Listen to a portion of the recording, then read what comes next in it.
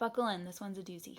Once upon a time, I was fresh out of college and I got a job working at one of the music museums here in town. My boss was in charge of the collection and the exhibits of the museum. Her name was Carolyn. Carolyn saved country music and I got to assist her. It was pretty cool. Carolyn was perhaps a little polarizing. Her language would make a sailor blush. She was fiercely loyal to her friends, family, and her employees. She called us her kids, but she could be a little prickly to everybody else. I learned to not schedule important meetings when Mercury was in retrograde, even though I still don't know what that means. Carolyn could hold a grudge like nobody I've ever met in my life. She would get tattoos to commemorate people who had done her wrong over the years, people on her you-know-what list. Carolyn was great at an Irish goodbye. She was kind of mysterious.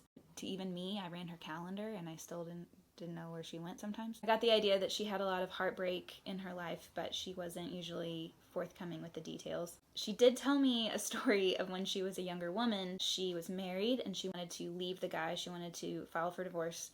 So Carolyn thought that one of her options was to join the CIA.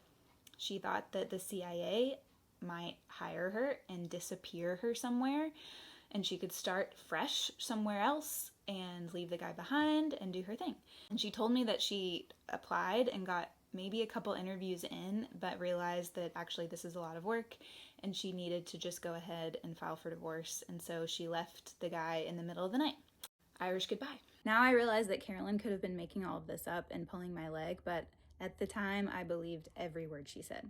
I've gone back and forth on how to tell this story. There's going to be a couple parts because there's a lot to it.